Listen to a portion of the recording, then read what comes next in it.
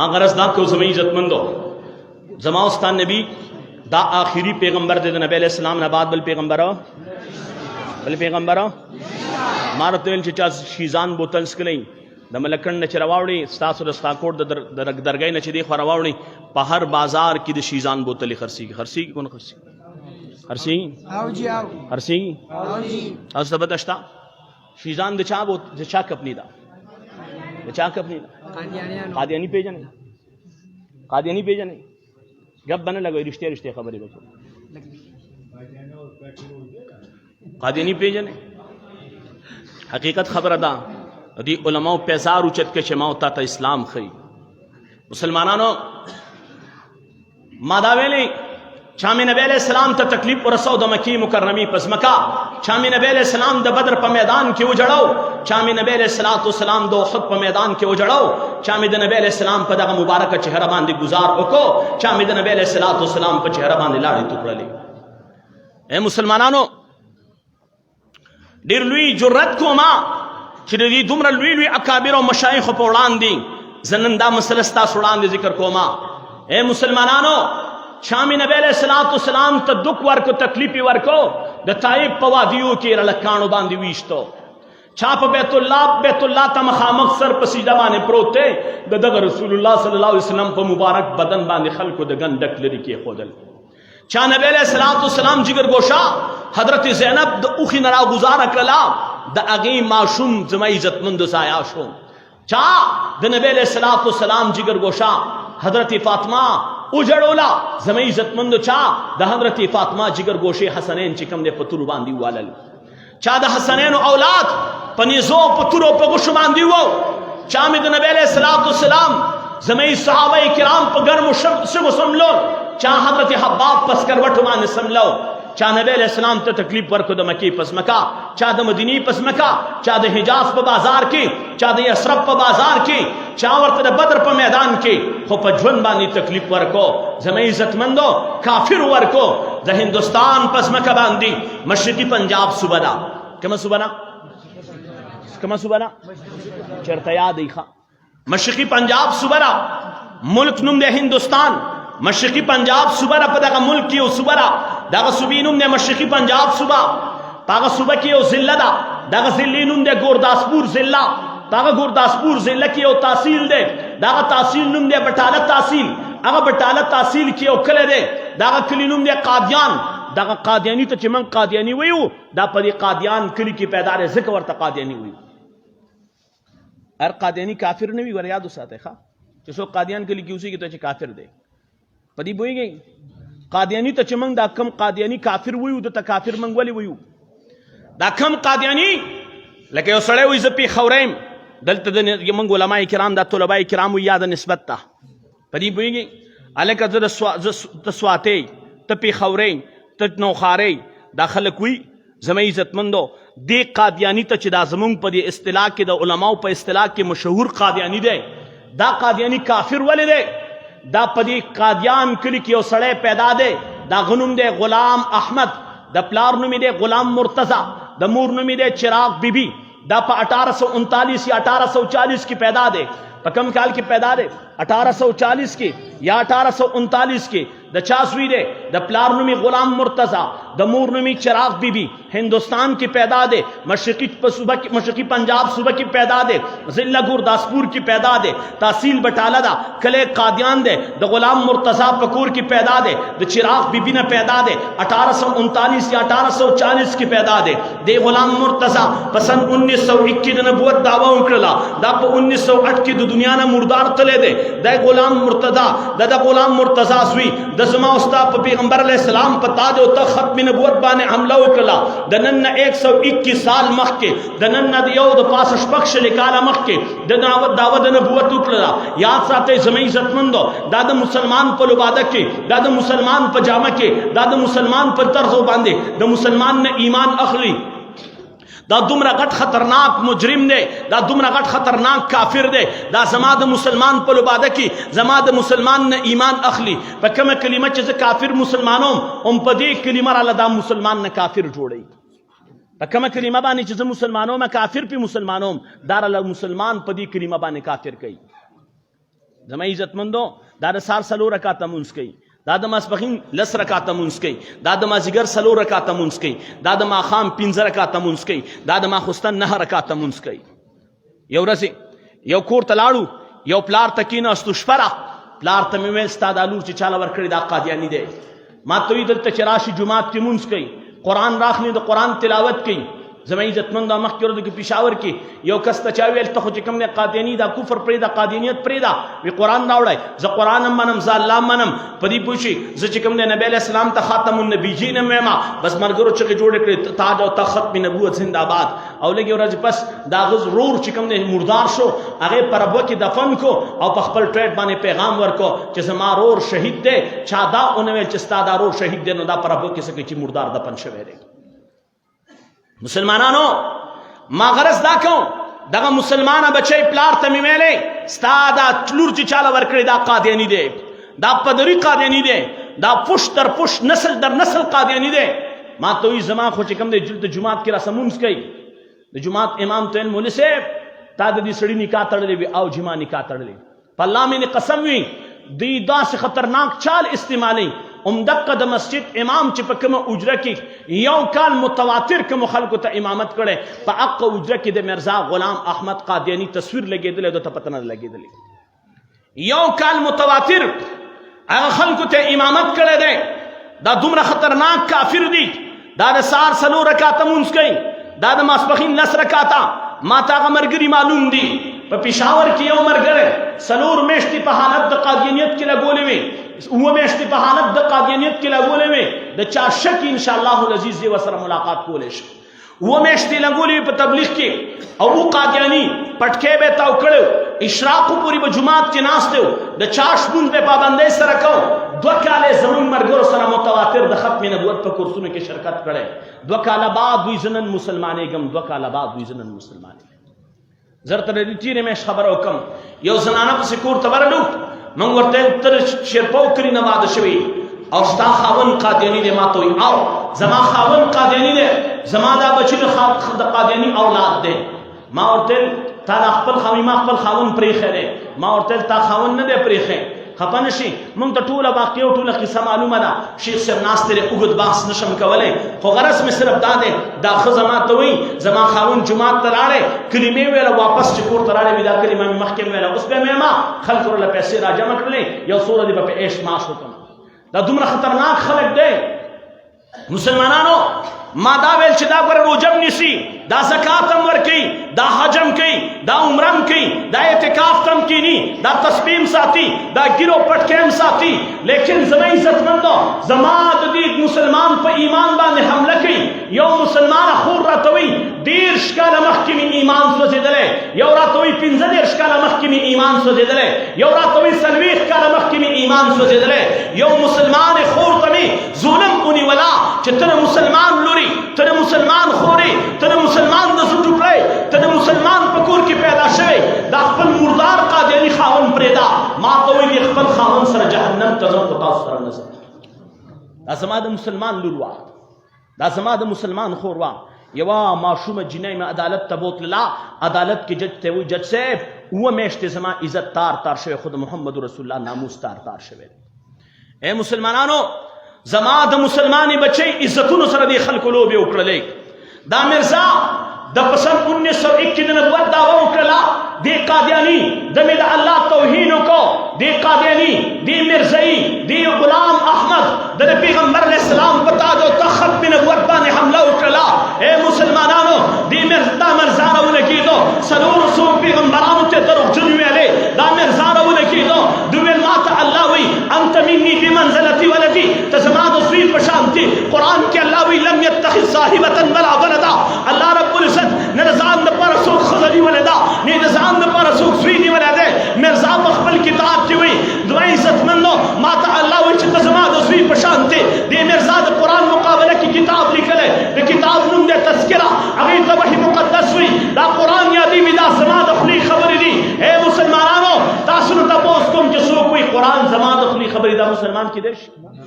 کو منځ کوي مسلمان کېدی شي؟ کو روژه نیسي مسلمان کېدی شي؟ کو ګیره ساتي مسلمان کېدی شي؟ او چې څوک وایي الله ما ته وایي چې ته زما زوی، دا مسلمان کېدی شي؟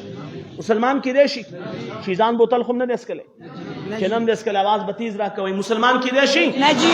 باورئ مسلمانانو دا مرزا راولګېدو دې مرزا وویل زما عزتمندو ما ځان ته په حالت د کشف کې وکتل ما ته خپل ځان ښکاره شو چې زه خدای یم بیا مې یقین وشو چې زه خدای یم اوس تاسو نه تپوس کوم څوک چې دا خبره کوي مسلمان کېدای شي مسلمان کېدای شي دا کو ګیره ساتي مسلمان کېدای شي دا کو مونځ کوي مسلمان کېدای شي دا کو قرآن راخلي مسلمان کېدای شي مرزا د قرآن کریم د سلو آیاتونو نه انکار وکړو د پیغمبر علیه السلام د 210 احادیثو نه انکار وکړو بیا دې مرزا مې د الله په ذات حمله وکړله دې مرزا مې د نبی علیه السلام په شان کې ګستاخي وکړله دې مرزا مې 400 پیغمبرانو ته په یو وخت کې دروغجن ویلې دا مرزا مې 400 پیغمبرانو دروغ ویلې دي دې مرزا عیسی علیه السلام ته شرابي ویلې دې مرزا د عیسی علیه السلام مور ته کنجره ویله دې مرزا راولګېدو د عیسی علیه السلام دپاره پلار ثابتوي بیا وایي د پلار د طرفه نیګانې زناکارې وي بیا د مور د طرفه نیګانې وي زناکارې وي تاسو نه تپوس کوم چې څوک بیبي مریم ته زناکاره وي دا مسلمان کېدای شي څوک چې عیسی علیه السلام ته شرابي وي دا مسلمان کېدای شي د ده منونکي مسلمان کېدای شي د ده منونکي مسلمان کېدای شي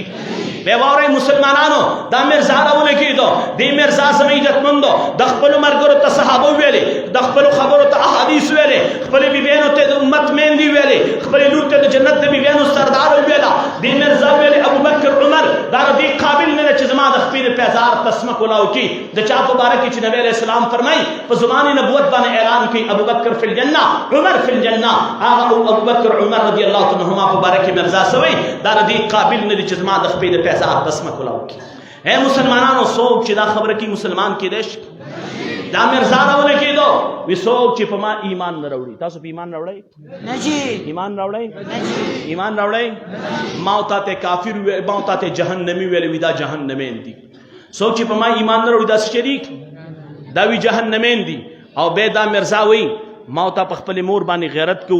ننګ کو دا مرزا وي څوک چې په ما ایمان نه راوړي دوی میندې کنجري دي ستاو زما مور ته کنجر ویلا دا مرزا وي څوک چې په ما ایمان نه راوړي دوی میندې د بیبان سپی دي ستاو زما مور ته د بیبان سپی ویلا دې مرزا په دې باندې اکتفا ونه کړله دا مرزا راولګېدو د دې بې نکاح ښځه شپه تېره کړو سار خپلو ملګرو ته یې داسې شپه مې تېره کړې لکه حضرت خدیجه چې بېګا راغلي ما سره شپه تېره مسلمانانو د دې نه بعد منګو تاسو د قادیانیانو سره نرمي ساتلی شو مارکیټ کې ځای ورکولی شو د هغوی مصنوعات استعمالولی شو د هغوی سره لاس میلاولی شو په هغوی سلام اچولی شو څوک چې زما مور وکنځي زه د هغه سره چې کوم دی سلام کلام پرېږدمه ما ته علما کرام وایي دا د محمد رسول الله د عزت ډاکو دی دا د حضرت خدیجة الکبرا د لپټې ډاکو دی دا د حضرت فاطمه د ناموس ډاکو دی د ده سره تعلق پرېږده تعلق به پرېږدو انشاءالله زما عزتمندو یو یاد وساته زما عزتمندو دا مسلمان دا مرزایي د مې د نبی علیه السلام په تاج او تخت ختم نبوت باندې حمله وکړله اے مسلمانانو قرآن باندې ستاسو د دې ملکړن په ځمکه د قرآن کریم توهین شوی مولوي صاحب شیخ صاحب دامت برکاتهم العالیه تشریف فرما دی زما د پېښور 28 د رمضان دی پخه غلام مقام دی د زیمنون پخه غلام دی د پخه غلام په ځمکه باندې 28 د رمضان دی د قرآن د پاسه سپي حلال کړ قرآن ته تیلی ورته زه هر ځای کې وایم 3 څیزونه مې مظلوم دي یو مې د مدرسې استاد او طالب او عالم او ملا مظلوم دی د مسجد امام مې مظلوم دی یو مې ختم نبوت مظلوم دی یو مې قرآن مظلوم دی علما مې داسې مظلومان دي چې تنکي ځوانان علما مې شهیدان شو